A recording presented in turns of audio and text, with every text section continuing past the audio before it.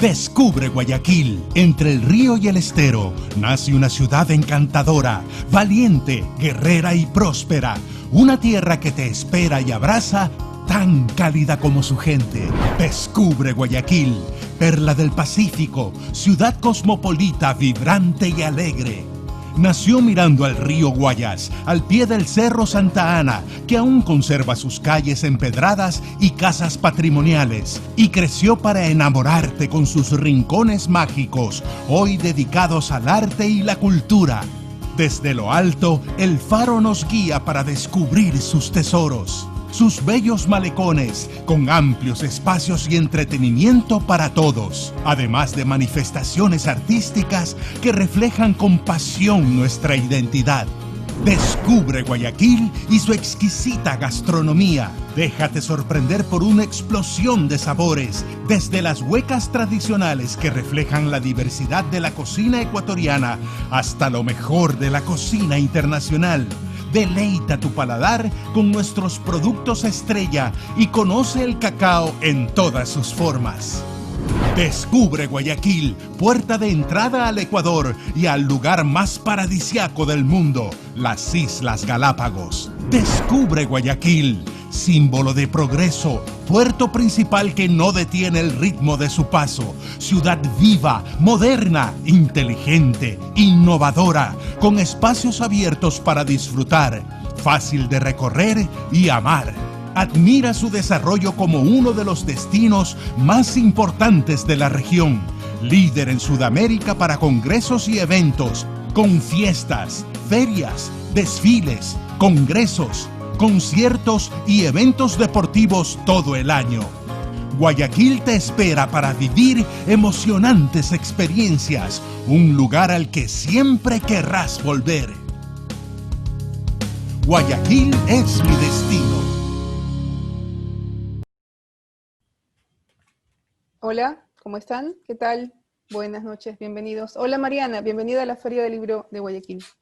Hola, ¿qué tal Solange? Y qué tal a todos. Y estoy muy contenta de estar aquí en la Feria del Libro de Guayaquil en forma virtual. Bueno, empecemos. Entonces, me doy cuenta que tenemos poco tiempo, en realidad nos han dicho que son 40 minutos.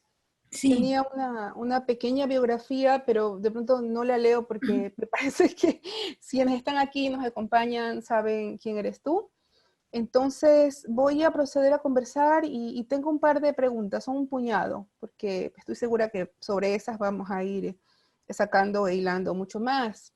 Y cuando conversábamos por carta acerca de cuál podía ser el guión de esta charla, yo te decía que una de las cosas que más me interesa conocer, que nos narras, que nos expliques, es cómo tú has podido conformar tu voz como autora, porque, bueno, de quienes seguimos tu trayectoria sabemos que tienes madres y padres como Shirley Jackson, como Stephen King, como las hermanas Bronte, y que también has tenido mucha influencia de la música y del cine, pero también de otra mixtura muy, muy especial, que es la literatura oral o lo folclórico o incluso las tradiciones sobrenaturales. Entonces cuéntanos un poco cómo has hecho para cuajar esa voz tan singular y tan representativa de tu narrativa.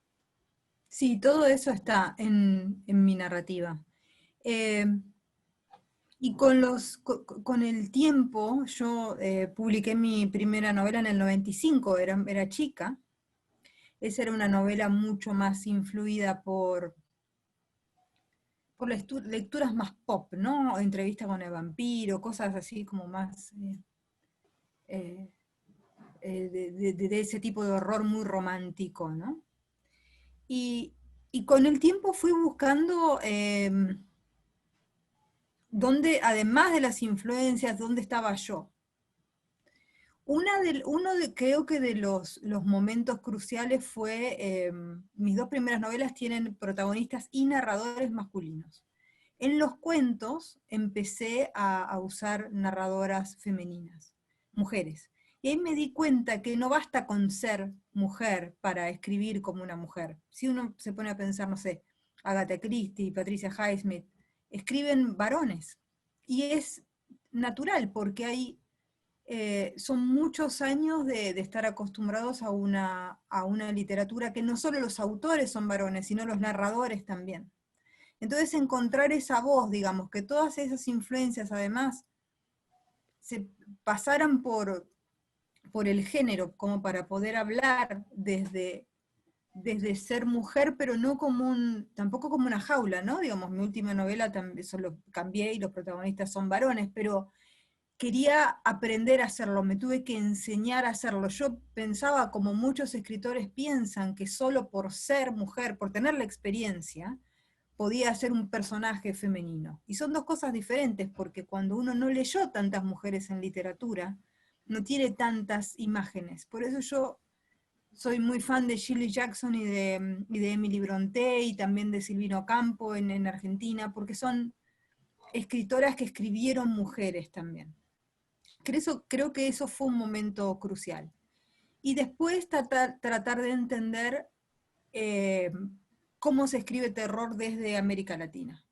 Porque las cosas que, digamos, los lugares comunes del terror yo los quería mantener. La bruja, la casa embrujada, etcétera, ¿no? Pero empecé a pensar cuáles son nuestros miedos particulares, ¿no? O sea, en el terror es muy común el miedo al otro, ¿no? O sea, como toda la idea del zombie es el miedo al otro, por ejemplo, ¿no? Pero ¿a qué le tenemos miedo a nosotros? ¿Cuáles son nuestros otros? ¿Qué pasa con el racismo en nuestro continente? ¿Qué pasa con la pobreza en nuestro continente? ¿Qué pasa con los gobiernos autoritarios, con los traumas de la dictadura, de las dictaduras? ¿Qué pasa con la violencia de género? Bueno, y entonces esas cuestiones, digamos, de hacer un terror que fuese un terror que tenía esas influencias anglosajonas, por supuesto, pero que además tenía una mirada nuestra, digamos, latinoamericana. Creo que esos fueron los dos momentos cruciales, ¿no? Las narradoras femeninas y el terror latinoamericano. El terror latinoamericano lo mantengo, las narradoras femeninas, por suerte, ahora las uso cuando lo necesito. Yo quisiera volver sobre el tema del linaje, porque esa es una preocupación que tenemos muchos de los autores latinoamericanos, que intentamos practicar géneros que de pronto no son géneros que se identifican como parte de nuestra tradición. Entonces, una de las cosas que tú has dicho, yo no lo he escuchado a ninguna otra persona, solamente te lo he escuchado a ti, es que esta tradición se fabrica y no necesariamente tiene que ser una tradición salida necesariamente de lo nacional, sino que tiene que alimentarse de otros lados, de otros registros, sin ningún tipo de pudor, sin ningún tipo de culpa también. Entonces, claro, eso me parece, te digo, es la primera vez que lo he escuchado a alguien decirlo de esa manera y bueno, también supongo que es resultado de un ejercicio de autoconciencia que demora mucho tiempo en poder hacerse. Yo tuve que pensarlo mucho. O sea, tuve que pensar cómo es un cuento de fantasmas. No es, o sea, usando lo que quiero decir es, nosotros tenemos relatos de fantasmas en nuestro continente, muchísimos y muchísimas, y pertenecen a la oralidad, pero no ingresaron a la gran literatura, en la mayoría de las literaturas nacionales latinoamericanas. ¿Por qué? Yo creo que en parte por una cuestión de clase, ¿no? Cuentos de viejas, supersticiones, cosas de los indígenas, quiero decir, o sea, y no hay una revalorización de un escritor argentino, el más grande escritor argentino, Borges, cuando escribía sobre mitología, no escribía sobre las mitologías de los pueblos originarios argentinos, escribía sobre Islandia. Y eso es una cuestión de clase, eso es una mirada de clase. Sí. A mí me encanta Borges, pero cuando yo iba a visitar a mi abuela al norte de la Argentina, mi abuela me contaba cuentos de aparecidos y cuentos de fantasmas que estaban muy relacionados con las historias de los guaraníes, por ejemplo. Y esa también es mi tradición junto con la europea.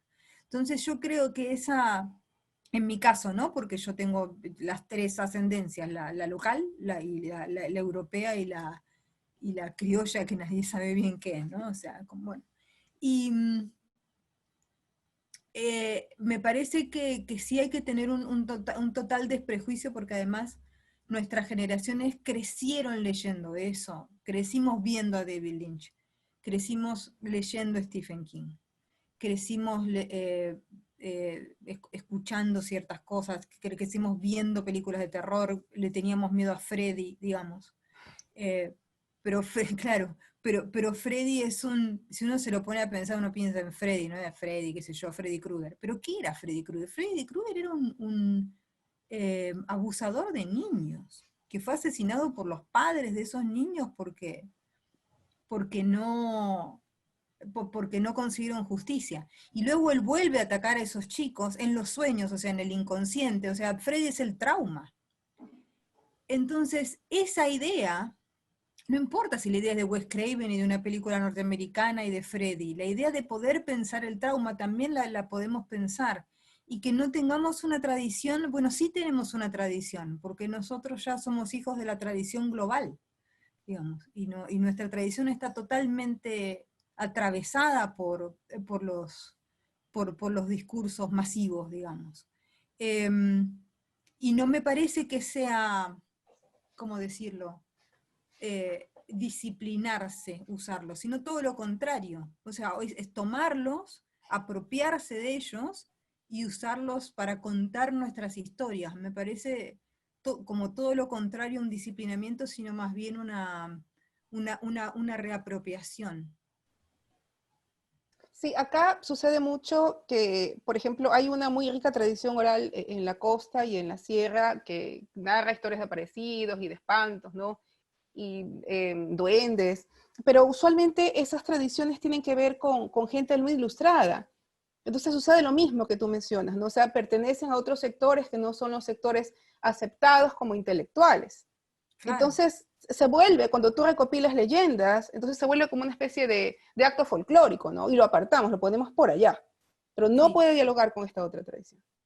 Es muy complejo. Es como un gesto Es, antropológico. O sea, yo intento que no sea un gesto antropológico, sino que sea algo incorporado a la vida y en ese sentido, ¿no? O sea, muchas historias de duendes, estoy segura que las historias de duendes en Ecuador son iguales. segura. Tienen que ver con una mujer sola que se va no sé, al campo y vuelve embarazada del duende, que el duende en general tiene genitales enormes y los pies para Sí, todos los lados. exactamente lo mismo. Es igual. Exactamente lo mismo. Y Sí. eso es una advertencia por un ataque de un violador. Eso es lo que es.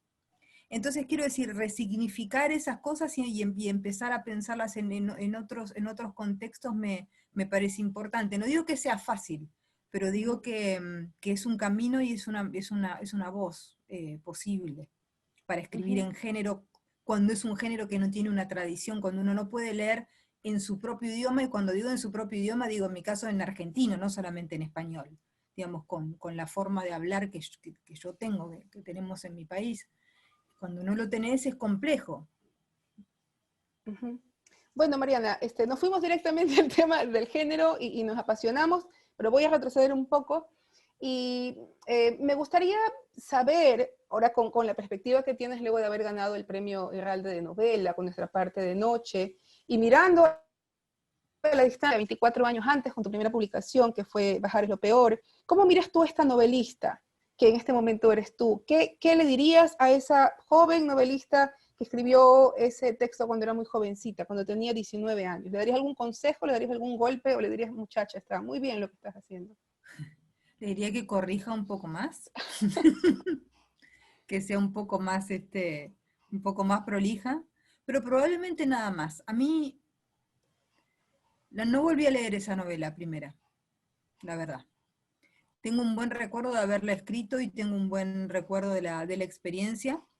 Em, También fue una experiencia bastante particular porque es una novela que los protagonistas son una pareja de chicos, de dos varones, y yo tenía 19 años y además la pareja de chicos eran chicos que consumían drogas y eso, entonces rápidamente me llevaban, no sé, a las radios, a la tele, y me preguntaban cómo yo sabía acerca de esas cosas, que era una respuesta que yo no podía ni quería dar.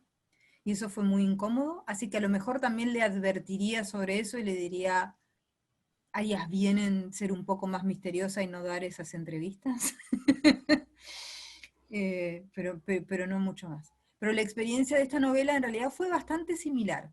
Similar quiero decir, similar en el sentido en que estaba obsesionada con los personajes, estaba muy inmersa en mi mundo y en mis gustos.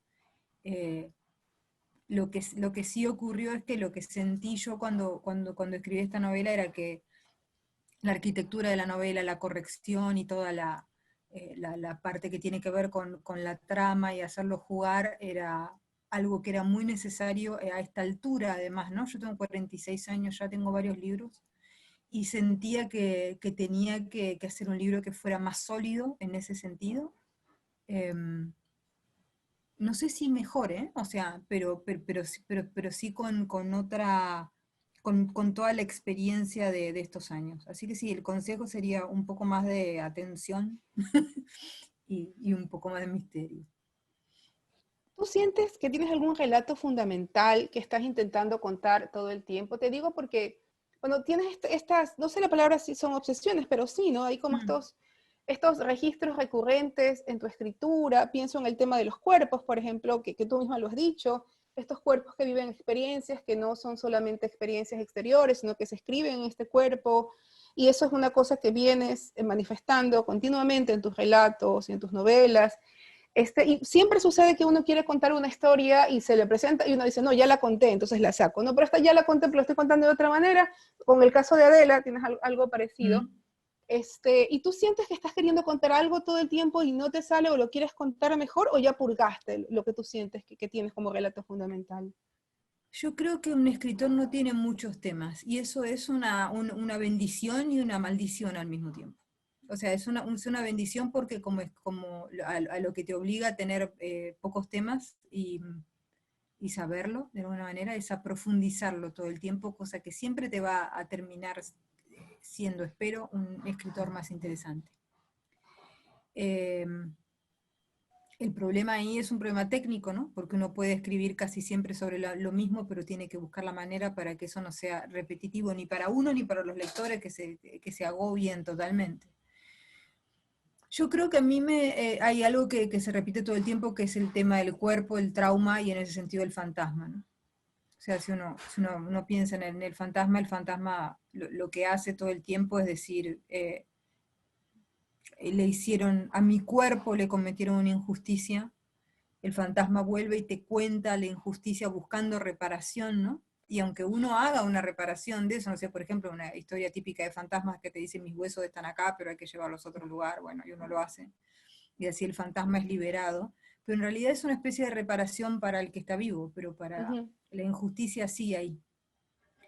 Y eso creo que tiene que ver mucho con mi infancia que pasó durante la dictadura argentina y con algo que hizo la dictadura argentina que fue muy particular, que fue a los asesinados, hizo desaparecer los cuerpos, o sea, los convirtió en fantasmas.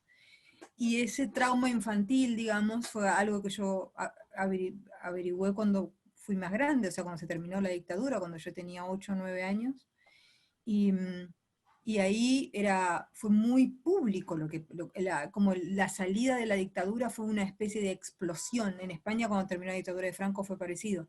Estaba por todos lados, los detalles se contaban, eran morbosos, yo los leía también morbosamente, en mi casa me permitían leerlos, y había algo de esa dicotomía entre la desaparición del cuerpo y la tortura al cuerpo, ¿no? Como el cuerpo ausente, pero que antes había sido martirizado, que me marcó de una manera que casi me cuesta salir de ese lugar.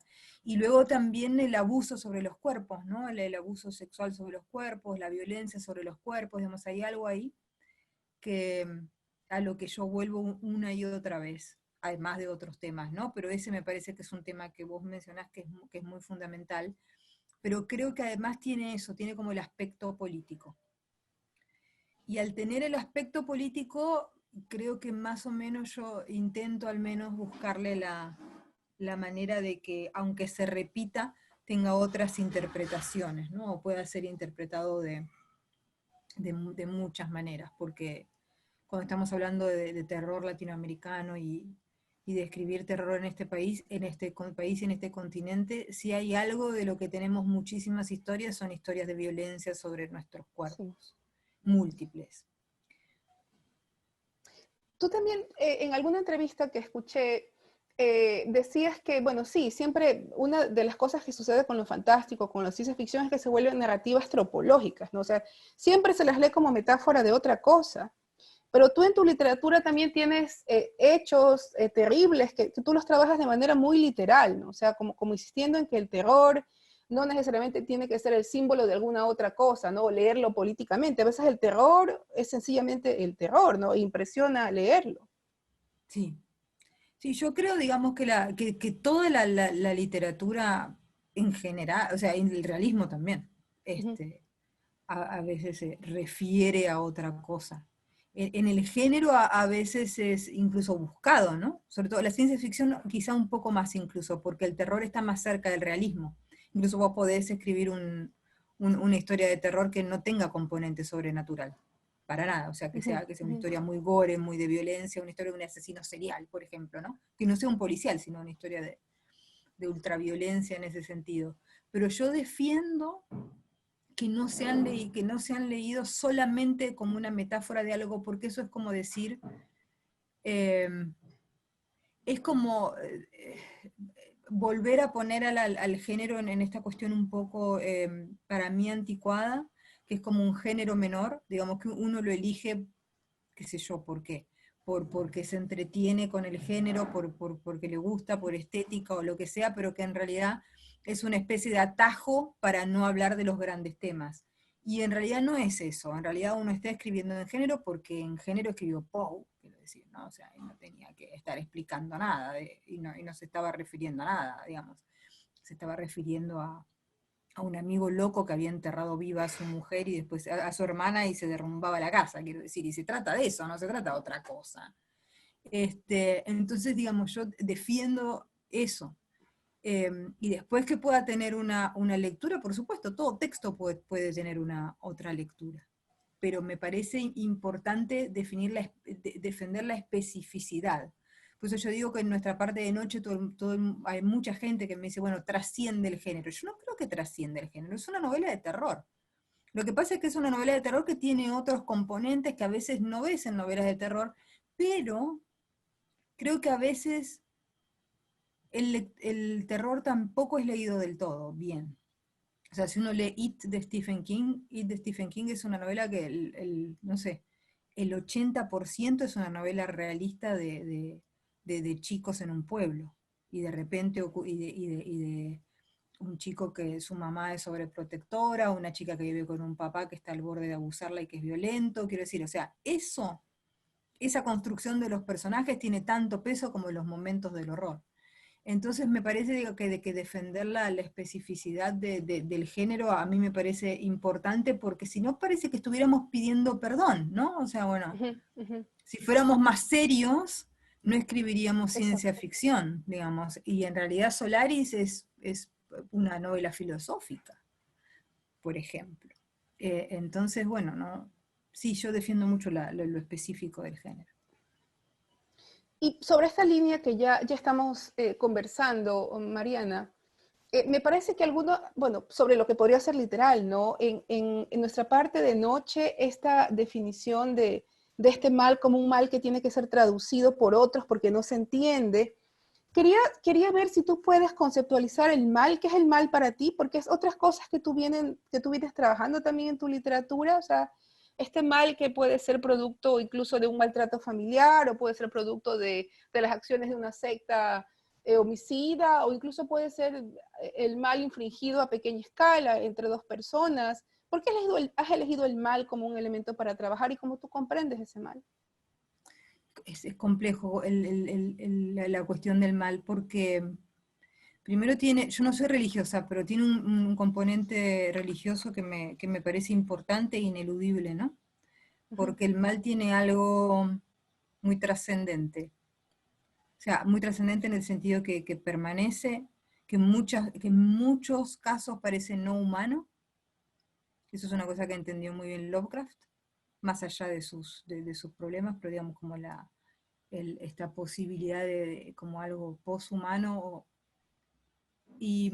pero es humano, ¿no? Claro, claramente, pero tiene algo así. Yo creo que eh, hay algo muy terrible que yo me acuerdo de haber leído en La Condesa Sangrienta de Alejandra Pizarnik, cuando ella hablaba justamente de esta condesa, que es la condesa Bathory, que fue una asesina de jóvenes, asesinaba mujeres en su castillo en Hungría, estamos hablando de 1600 y pico, y se bañaba en su sangre, qué sé yo, no se sabe cuántas chicas mató, pero se cree que unas 300, fue una de las asesinas más importantes de todas, y ella dice, Alejandra Pizarnik, cuando escribe sobre Elizabeth Bathory, que es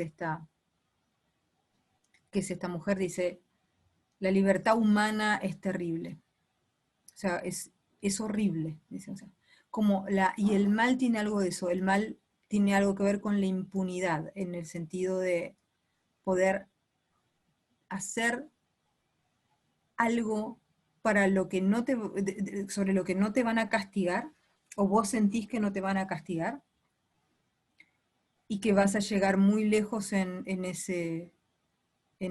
esa crueldad. Tiene que ver con eso, ¿no? O sea, con la total falta de ataduras de todo tipo, de afecto, de empatía, de, bueno, lo que quieras, digamos, o sea, todo lo que te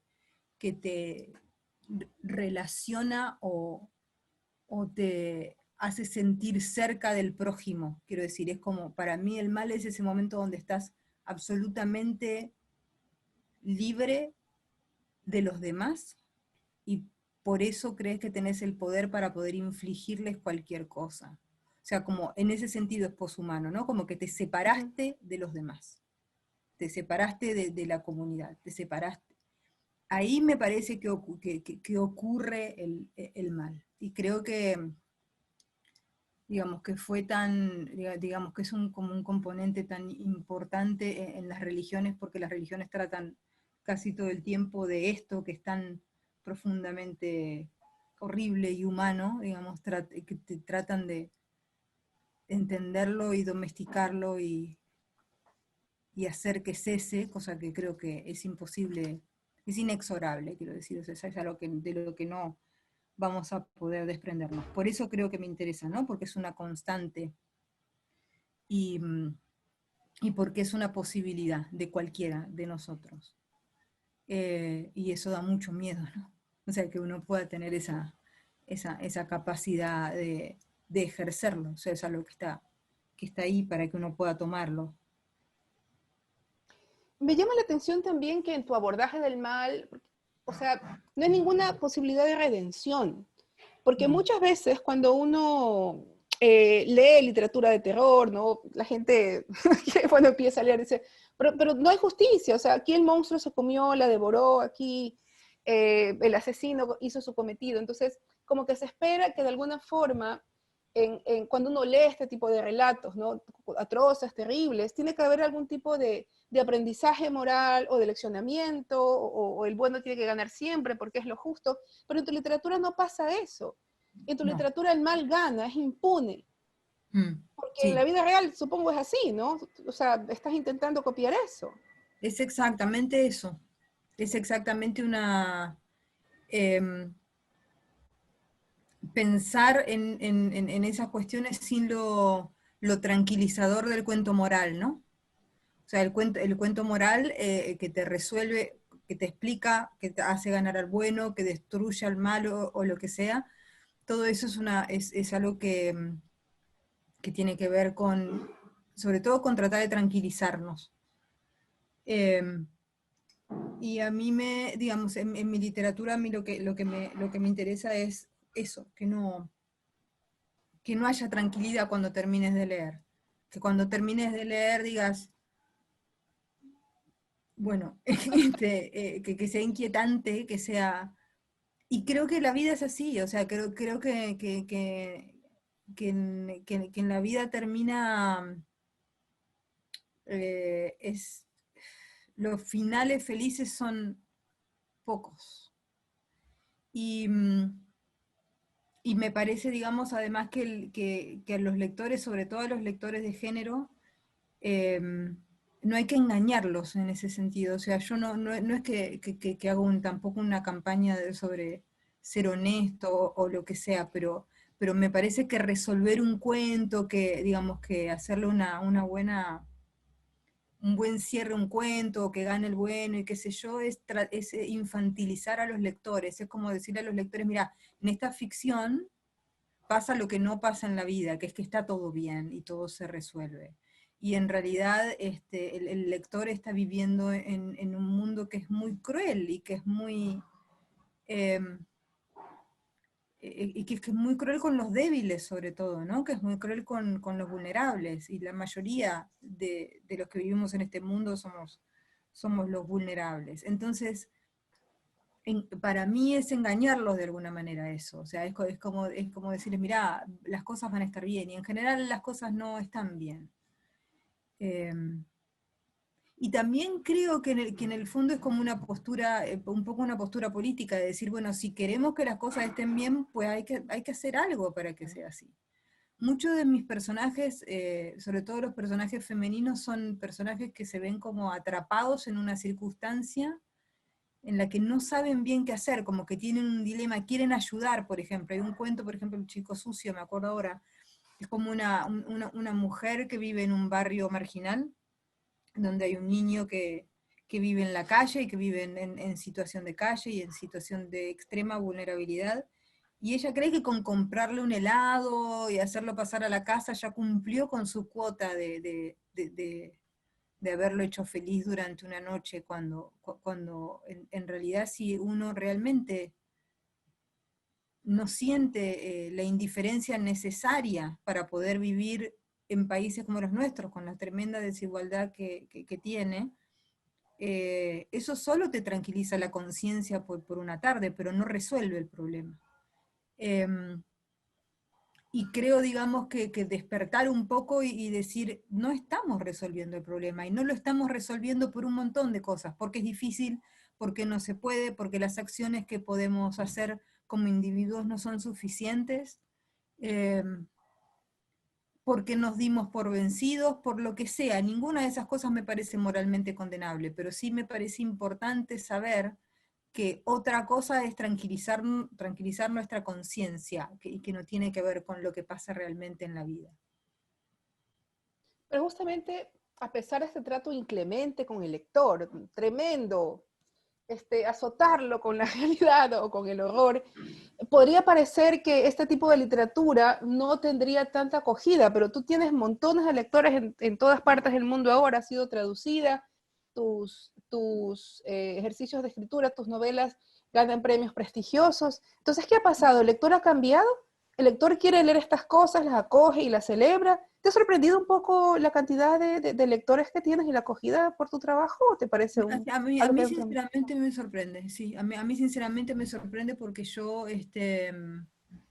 entiendo perfectamente si una persona elige algo más amable, digamos, Sí. ¿no? O sea, lo entiendo perfectamente. Si a mí cuando un lector me dice, no, mira, no te puedo leer porque mi madre misma, mi madre a mí no me lee, por ejemplo, porque le da miedo. Leyó algunos cuentos hace unos años y tuvo una pesadilla y se cayó de la cama y dijo, Qué o sea, terrible. avísame, o sea, si es un libro que no es de terror, que también tengo, digamos, y que yo tengo otros textos, los leo con gusto, me dice, pero esto no lo quiero leer más, y yo la entiendo perfectamente, porque ¿por qué tiene que sufrir? Digamos. Pero creo que hay un montón de lectores que no sufren, que no es eso lo que les pasa, digamos, sino que sí encuentran como ese momento de adrenalina, que por supuesto tiene el género, pero que a lo mejor, digamos, ¿no? No me gusta, a veces, digamos, no quiero poner en los lectores algo que pienso yo, pero creo que encuentran temas, digamos, de los que se habla bastante, pero con otro tratamiento, ¿no? Y entonces eso creo que que de alguna manera no sé, los ayuda a pensar en ciertas cosas que a lo mejor no quieren leerlas más desde el realismo, ¿no? O sea, como que ya está, y quieren otra mirada, y quieren a lo mejor, no sé, algo que sea un poco divertido, incluso que tenga como ese momento emocionante, pero que igual cuando uno cierra el libro también esté la otra reflexión. Creo que pasa un poco por ahí, y creo que es como la función del género a veces, ¿no? O sea, es como, que no es aliviarte tampoco, pero sí ofrecerte otros caminos, y también otros caminos estéticos, digamos. Creo también que, digamos, que ya estamos muy, muy acostumbrados a otras narrativas también, ¿no? No hablo solamente en literatura, sino otras narrativas en cine, otras narrativas en televisión. Todos en Sí. nuestra edad, todos ya vimos Twin Peaks, todos ya vimos El Exorcista, todos ya incorporamos, digamos, una narrativa de lo macabro y de lo muy impactante a la que recurrimos, no solamente para choquearnos, sino para poder pensar en otras cosas. Creo que pasa por ahí, pero entiendo perfectamente un lector que me diga no te puedo leer porque me impresiona. O sea, yo no, porque a mí me encanta, pero lo entiendo. ¿Hay algo que tú no contarías en tu literatura, algo demasiado tremendo o terrible que no te animarías a contar? Creo que no. La Yo se verdad es que creo imaginé. que no. Eso imaginé, porque usualmente incluso este abordaje del terror en la literatura es políticamente correcto, ¿no? Como siguiendo esta premisa de Lovecraft que dice que lo realmente horroroso es incapaz de contarse, no es inenarrable, lo dejamos de ese lado, entonces como que lo dejas ahí, pero tú sí lo cuentas. Entonces, tú sí cuentas el desmembramiento, sí cuentas el torso abierto, ¿no? O sea, es parte de tu estilo y eso me llama mucho la atención también porque me parece muy diferente a otros ejercicios de escritura de literatura de Sí, terror. sí, sí, creo que no tengo un límite. A mí hay mucha gente que me pregunta a veces sobre los chicos. Aparecen muchos chicos en mi narrativa, muchos niños que sufren mucho, que muchas veces son mutilados, martirizados y más todavía. Y todos me dicen, ¿cómo llegaste hasta ahí? ¿Cómo llegaste a ese límite? Para mí en literatura, yo no lo hago de verdad. Y muchos de los casos en los que me baso para algunos de esos crímenes son cosas que tomo de la crónica policial. Sí, Entonces, digamos, también como que me parece importante eso, ¿no? O sea, como que el diálogo con la realidad transcurre así, o sea, esas cosas ya están contadas, ya se hicieron incluso, peor que estar contadas. claro, en la Entonces, realidad está. digamos, yo no tengo límites en la ficción porque creo que no hay límites en la realidad. ¿Y sigues haciendo periodismo ahora, Mariana? Sí. Porque tú tienes un ejercicio periodístico desde muy joven también, estudiaste comunicación. ¿De qué manera tu fase como periodista alimenta tu fase como narradora de ficción? Creo que que el ejercicio del periodismo como te hace estar como en contacto con, o sea, hay muchos escritores que se encierran mucho sobre sí mismos, ¿no? Yo mi personalidad no es así en general, pero además el periodismo me ayudó a estar al día, por ejemplo, culturalmente, con libros nuevos, con influencias nuevas. Yo hago sobre todo periodismo cultural, crítica de música, de libros de cine. Pero no empecé haciendo eso, empecé haciendo periodismo sobre el cotidiano, ¿no? Y además enseño periodismo. Entonces creo que lo que aprendí a tener es una especie de antena, digamos, que capta ciertos temas eh, y la potencia narrativa que tienen ciertos temas, ¿no? Entonces, en ese sentido se alimentan mucho. Por supuesto es muy distinto porque de lo que hablábamos antes un poco de los límites, el periodismo tiene muchos límites que son básicamente son los hechos y la responsabilidad pública, o sea, eh, y sobre todo en este momento, que estamos en un momento muy confuso con las redes sociales y las fake news, la responsabilidad pública del periodismo me parece central y que está el periodismo en un muy, muy, muy, muy mal momento, o sea, como que nada, muchísimos problemas derivados de cuestiones que tienen que ver con corruptelas y cuestiones así. Pero el instinto, digamos, del periodista siempre es como oler la historia, ¿no? Hay algo un poco incluso impúdico, porque esto que me decías hoy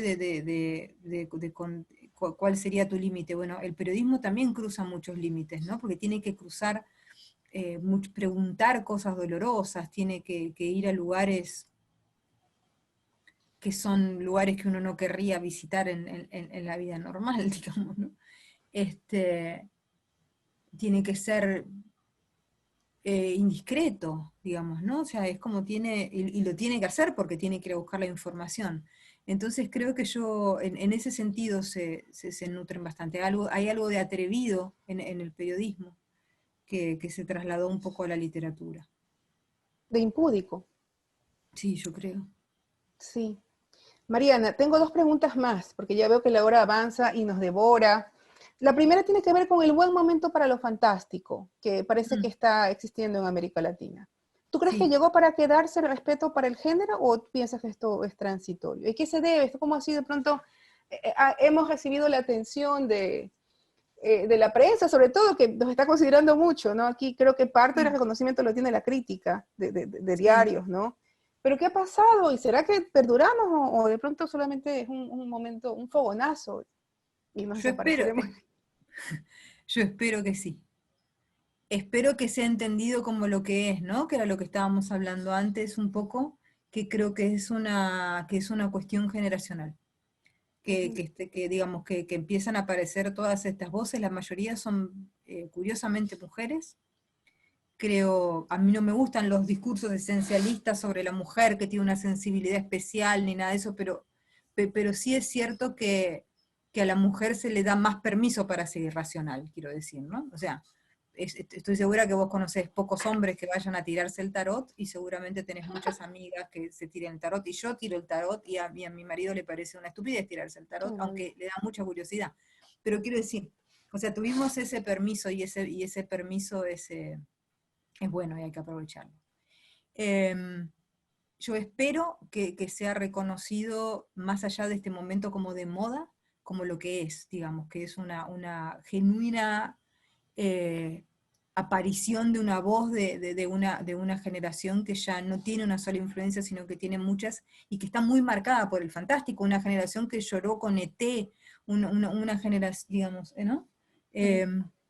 Eh, digo, eso, entonces creo que, digamos, que hizo una generación que hizo su educación sentimental con el fantástico, que no le quedaba lejos afectivamente.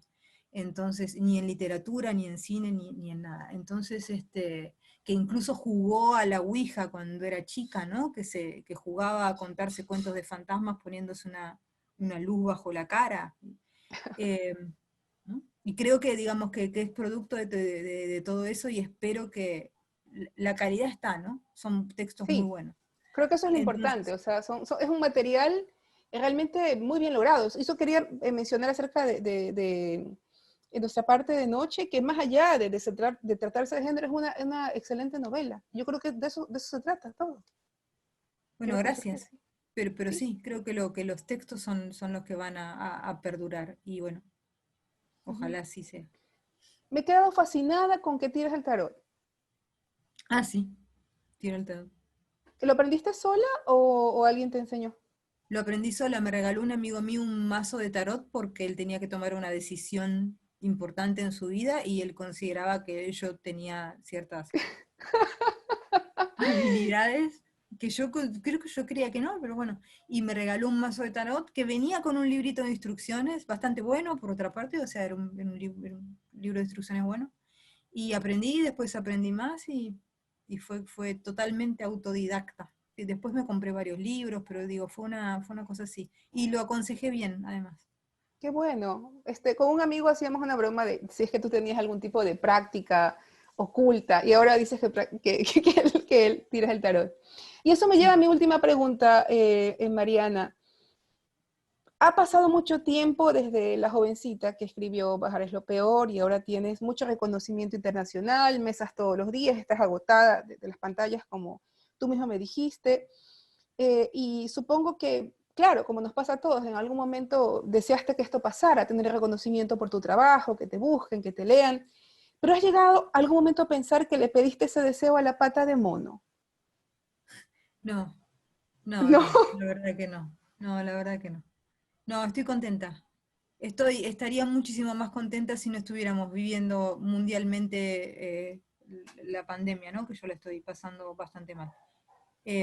No porque esté enferma ni nada, sino porque me parece algo muy triste y muy injusto. Y, pero no, no. por ahora la estoy pasando bien, tampoco soy tan famosa. Cuando, digamos, no sé cómo le estará pasando a Taylor Swift, pero para mí el sufrimiento empieza a ese nivel. E incluso si empezás a sufrir a ese nivel, bueno, ella tiene el suficiente dinero para vivir para siempre en una mansión maravillosa, que no es la peor de las jaulas tampoco.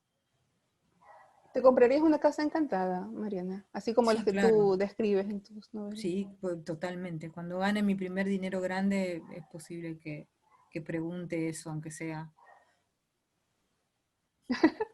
Vamos a las preguntas entonces, Mariana. Todavía tenemos 15 minutos, entonces hay varias acá. Una de ellas Perfecto. tiene que ver con lo que acabas de mencionar y acerca de cómo el COVID nos está afectando como sociedad. ¿Tú piensas que podemos encontrar una división histórica entre antes del COVID y después del COVID y crees que eso se refleja en tu literatura? Yo creo que estamos a mitad de camino, así que todavía, y lo estamos transitando, así que todavía me parece temprano para hablar de un antes y un después. Por la magnitud y por lo largo que se está haciendo y por lo mucho, sobre todo en nuestro continente, ¿no? Cuando digo nuestro continente incluyo a Estados Unidos, incluyo al norte. Uh-huh. Creo que lo que está pasando en nuestro continente es especialmente voraz, el virus con nosotros, digamos, ¿no? Y que además nos tocó en algunos países, nos tocó además con dirigencias políticas complejas, por decirlo de alguna manera. Entonces, me parece que quizá en nosotros sea bastante fuerte. Después, el efecto que puede causar en literatura es difícil de saber. O sea, realmente si uno piensa, no sé, en la pandemia de gripe del 18, que fue brutal, que mató millones de personas, y en un momento de muchísimo menos resguardo, ¿no? Porque sobre todo, por ejemplo, en Estados Unidos uno se enferma y más o menos se puede tratar, y eso en esa época, ¿no? Quedó totalmente olvidada, y lo que se recuerda de esa época, creo que con justicia, es la Primera Guerra Mundial. No sé, o sea, y además puede pasar algo también que es como un fenómeno de una exageración de literatura, de diarios de la pandemia, todo eso, que puede ser una pesadilla absoluta también, ¿no? O sea, creo que es interesante contar este tiempo, hay que ver qué queremos contar. O sea, y creo que lo que queremos contar falta, porque estamos todavía por la Uh-huh. mitad. Por eso también es tan angustiante, porque no es tan claro ver el final. Bueno, de las preguntas del público hay una secta que te manda saludos, dice acá, supongo que están hablando o no.